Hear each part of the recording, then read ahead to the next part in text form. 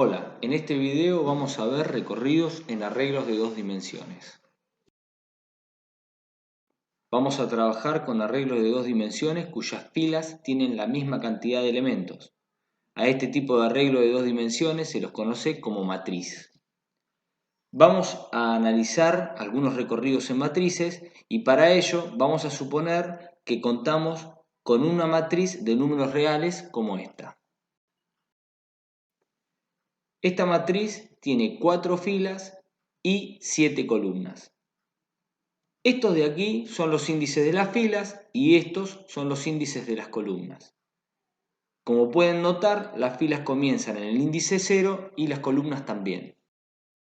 Para analizar los recorridos, vamos a mostrar el código sobre la izquierda de la pantalla y vamos a ver cómo se accede a cada componente en ejecución con una animación sobre la matriz que está dibujada a la derecha de la pantalla. Vamos a suponer que tenemos una variable mat que hace referencia a la matriz que está dibujada en la pantalla. Supongamos que es necesario contar la cantidad de elementos que son menores a 0 de una fila en particular que es pasada por parámetro. Para analizar todos los elementos de una fila, debemos acceder a la fila determinada por el parámetro y recorrer todas las columnas. Para recorrer todas las columnas usaremos un for, cuya variable de control deberá ir desde 0, porque es la primera columna, hasta el último elemento, cuyo índice tiene como valor uno menos que la cantidad de columnas de la fila que la obtenemos con mat0.len. Luego accederemos al elemento de la fila indicada por el parámetro fill y columna indicada por la variable de control del for, j.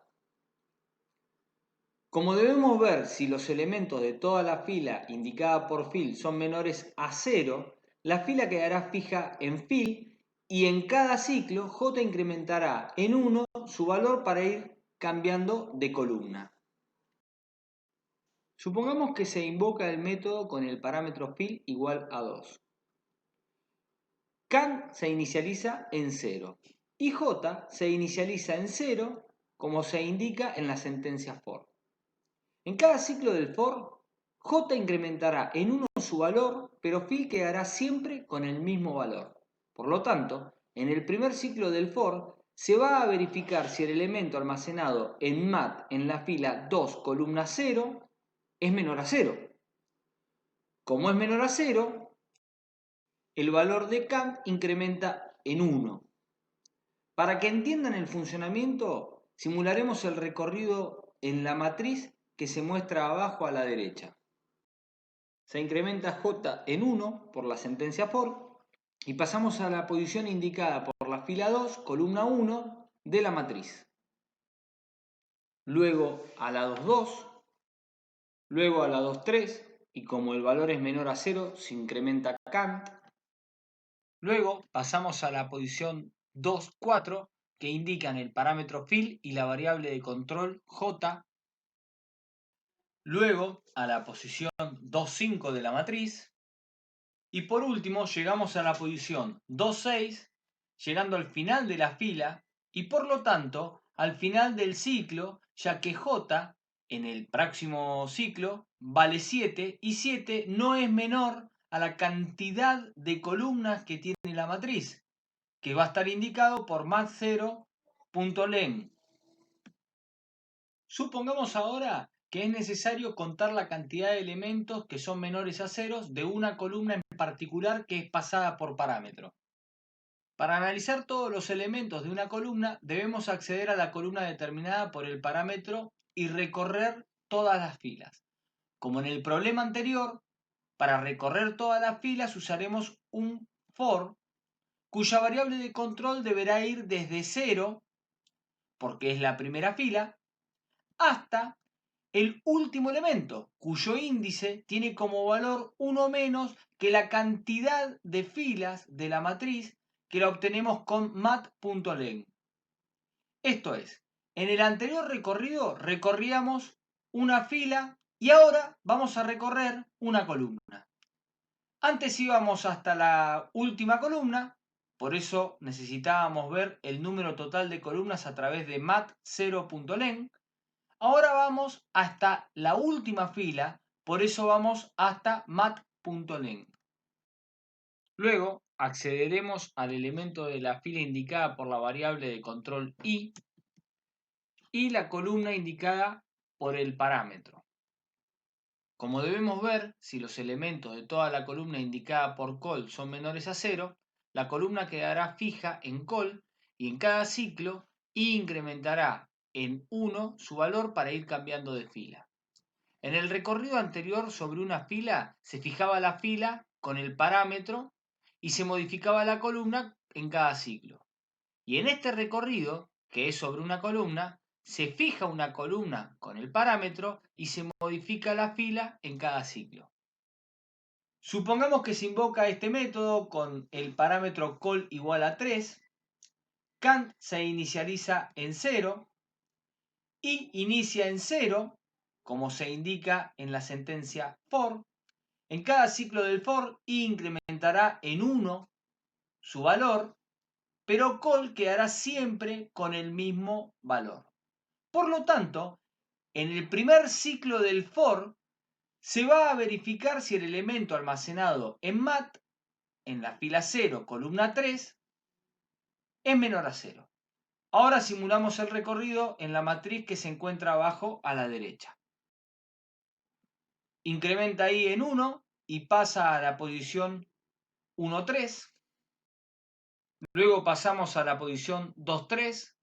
Como el valor es menor a 0, se incrementa el valor de Kant. Luego pasamos a la posición 3, 3. Como el valor es menor a 0, incrementa nuevamente Kant. De este modo llegamos al final de la columna y se termina el ciclo.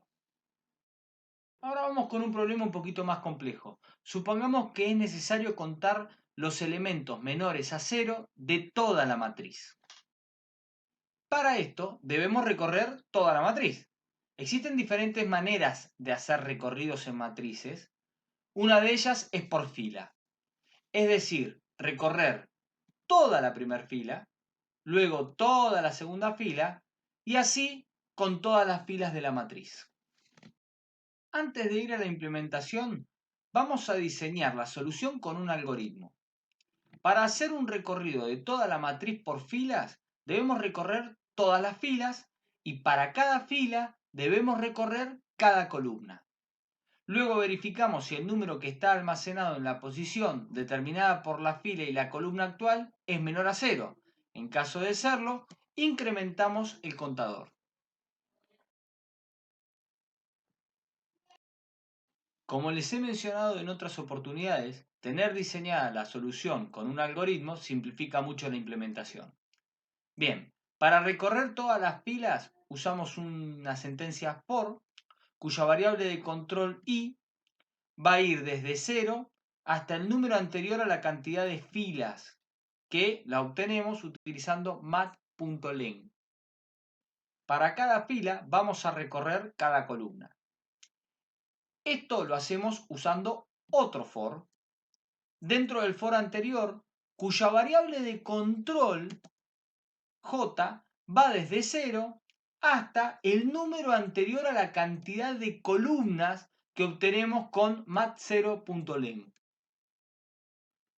Como el for que sirve para recorrer todas las columnas, que lo llamamos ciclo interno, está dentro del for que sirve para recorrer todas las filas, lo llamamos ciclo externo, cuando se esté en una iteración del ciclo externo, se harán todas las iteraciones del ciclo interno y cuando éste termine, pasará a otra iteración del ciclo externo.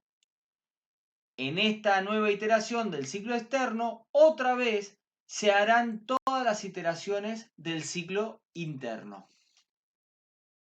Luego accedemos a la componente de la matriz utilizando las variables de control de los ciclos y verificamos si el valor almacenado es menor a 0. En caso de serlo, se incrementa el valor de Kant en 1. Vamos a ver cómo evolucionan los índices y el acceso a la matriz con la animación sobre la matriz dibujada abajo a la derecha. En principio, se inicializa Kant con el valor 0. En el comienzo del ciclo externo se inicializa la variable de control del ciclo for, que es la variable i, en 0. Luego, en el comienzo del ciclo interno se inicializa la variable de control j del ciclo for. El elemento accedido en este instante es el de la fila i columna j, que en este momento los dos tienen valor 0. Como el elemento es menor a 0, se incrementa el valor de Kant. Para que entiendan el funcionamiento, simularemos el recorrido. Ahora se sigue con el ciclo interno, se incrementa el valor de j y se accede al elemento en la posición 0, 1. Se incrementa otra vez más el valor de j y se accede al elemento en la posición 0,2. Se incrementa otra vez j y se accede al elemento 0,3. Luego se accede al elemento en la posición 0,4. Luego al elemento en la posición 0,5. Por último se incrementa una vez más el valor de j y se accede al elemento en la posición 0,6. El elemento es menor a 0, por lo tanto se incrementa el valor de Kant en 1. En la próxima iteración, en el próximo ciclo interno, j valdrá 7 y como no es menor a la cantidad de columnas, se termina el ciclo interno. Por lo tanto, pasamos a las iteraciones del ciclo externo. Se incrementa el valor de i, que ahora pasa a ser 1. Luego pasamos otra vez al ciclo interno y se inicializa j en 0. Por lo tanto, se accederá al elemento 1, 0. A partir de ahora se repite lo anterior. Se accederá a cada componente de la fila 1. Una vez terminada, se pasa una vez más al ciclo externo. Se incrementa nuevamente la variable i en 1. Comienza un nuevo ciclo interno y j se inicializa en 0. Y ahora se recorre toda la fila 2.